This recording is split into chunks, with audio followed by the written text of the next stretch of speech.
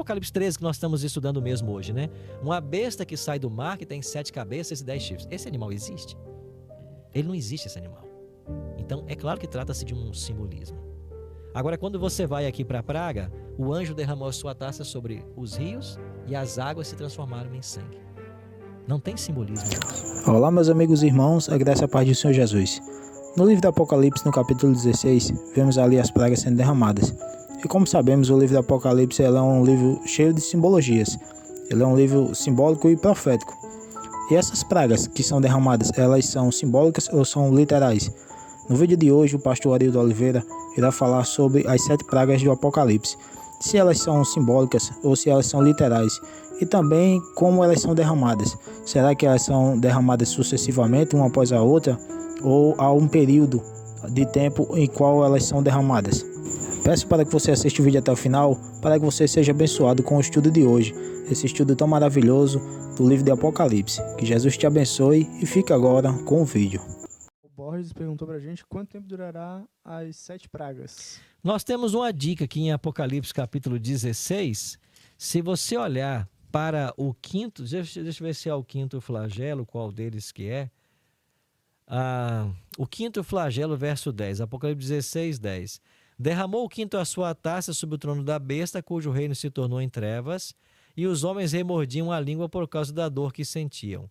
Blasfemavam Deus do céu por causa das angústias e das... Úlceras que sofriam.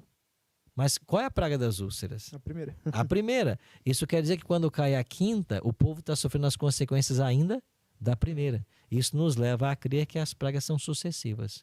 Cairá uma após a outra. Se elas são sucessivas, um curto espaço de tempo. Entendeu? Já que a quinta ainda tem a incidência da primeira. Exatamente. E, pastor, elas não podem ocorrer simultaneamente, visto que a gente acredita que elas não vão acontecer mundialmente, né? Então, por exemplo, a da úlcera não vai acontecer em todo mundo, no mundo inteiro. Então, pode estar acontecendo a primeira num lugar, a segunda em outro? Eu acho que pode, né?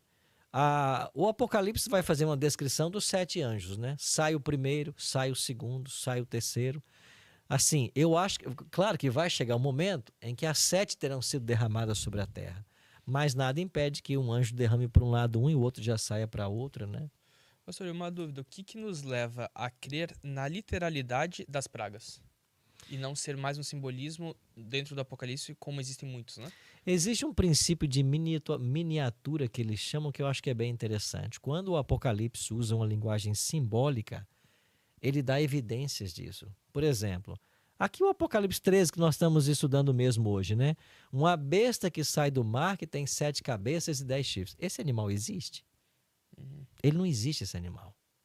Então, é claro que trata-se de um simbolismo. Agora, quando você vai aqui para a praga, o anjo derramou a sua taça sobre os rios e as águas se transformaram em sangue. Não tem simbolismo nisso. Mas é difícil você crer na literalidade também, né? Você imaginar um mar se transformando em sangue. Seria difícil se não houvesse um precedente na Bíblia. Qual que é esse? As pragas do Egito. Ah, sim. Então você já tem na praga do Egito o rio Nilo que transformou-se em sangue. Então isso já é história. Então é por isso que a gente entende ser literal. Você já tem na história pragas literais. E, por exemplo, a gente vê, aqui em Florianópolis é comum, né, aquele problema que tem com as algas no mar que torna a água vermelha, por exemplo. Isso poderia ser, tipo, numa escala maior, vamos dizer assim, convertido para se transformar a água em sangue, ou é mais literal realmente a transformação da água em sangue do que um efeito natural, assim? Seria a literalidade de sangue mesmo? Eu acredito na literalidade. Até porque Deus não precisa se valer de uma planta para dar uma coloração.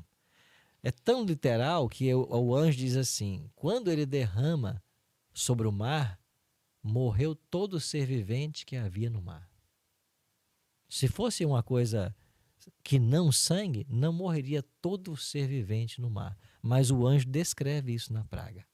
A água se transforma em sangue e morre todo ser vivo do mar. Se você está gostando desse vídeo, não se esqueça de se inscrever no canal e de também deixar o seu like. Então, isso é literal. E lá no Egito não foi literal? Tanto é que os magos tentaram reproduzir as pragas porque eles estavam vendo. Era literal. Tanto é que houve um apelo de Faraó para que eles revertessem o quadro, porque senão toda a nação do Egito morreria, quer seja pela escuridão, quer seja pela praga do rio do Nilo em sangue e etc. Né? Então, quando é simbólico, você tem uma evidência bem lógica do seu simbolismo. Quando não, esse é um princípio, né, que a gente chama princípio de interpretação da Bíblia. Quando não tem nenhum elemento simbólico, você vai perceber que é literal mesmo. Deixa eu dar um exemplo para você. Jesus falou assim: se alguém te obriga a carregar uma capa 1 milha, vai 2 com ele. O que significa isso? Eu não posso tentar colocar um simbolismo nessas palavras. Ele disse literal. Alguém está te pedindo uma coisa, vá, faça mais do que ele está pedindo. É literal. Jesus falou assim: um homem saiu a semear e lançou sua semente no campo. Né? O povo conhecia essa cena. Ele está falando de uma ação literal que a pessoa fez ali. Então, Jesus era mestre no ensino, né? E os discípulos também levaram isso avante. Então, eu acredito que isso nos ajuda a entender a literalidade dessas pragas.